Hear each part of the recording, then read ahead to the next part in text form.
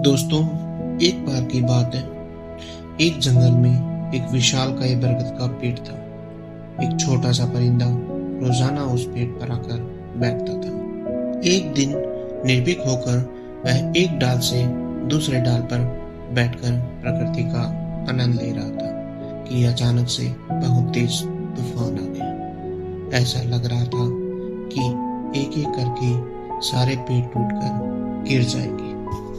तभी उसने देखा कि सारे पेड़ गिरने लगे। जंगल में चारों तरफ शोरगुल और तबाही का आलम था। वह विशालकाय बरगद का पेड़ भी इसी तूफान को झेल न सका और उसकी भी सभी शाखाएं एक एक करके गिर गई। नन्हे परिंदे ने जैसे तैसे करके अपने आप को बचाया। जब कुछ समय बाद तूफान बिल्कुल शांत हो गया तो उसने देखा कि सब कुछ तबाह हो गया। तब उसने उस जंगल को छोड़कर कहीं दूर जाने की सोची। जैसे ही नन्हे परिंदे ने उड़ने के लिए अपने पंख फैलाए तो वह ज्यादा दूर तक उड़ न सका और गिर गया, क्योंकि वह अभी अभी उड़ना सीखा ही था। वह उस जंगल को छोड़कर कभी बाहर नहीं गया था। उसी जंगल में तो अन्य पक्षी उसे उड़ने का प्रयास करते हुए देख रहे थे और नन्हे परिंदे का घास बना रहे थे।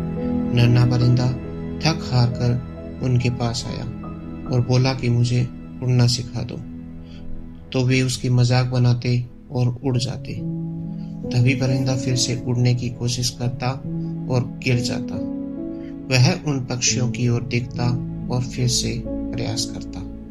बार बार प्रयास करने के बाद आखिरकार नन्हे परिंदे ने ऊंची उड़ान भर ही ली और वह वहां से चला गया। अब उन दोनों पक्षियों में से एक पक्षी ने आहें भरते हुए कहा कि अच्छा हुआ कि हमने उसे उड़ना नहीं सिखाया। तो दूसरे पक्षी ने उससे पूछा कि वो कैसे। तो उसने उत्तर दिया कि यदि हम उसे उड़ना सिखाते तो वह खुद से कभी प्रयास ही नहीं करता और वह कभी भी अपने अंदर की क्षमताओं को पहचान न पाता। वह ताउम्र हमारा एहसानमंद रहता। तो यह उसके हौसलों की उड़ान थी जो उसने समय के परिश्रम से प्राप्त की है। तो दोस्तों, इस कहानी से हमें यह प्रेरणा मिलती है कि हमें कभी भी हिम्मत नहीं हारनी चाहिए। हमें अपने समय की क्षमताओं को पहचानना चाहिए। तो ऐसी ही मज़ेदार कहानियों के लिए जुड़े रहिए हमारे साथ। एक बार फिर मिलेंगे इसी चैनल पर एक और नई कहानी के साथ।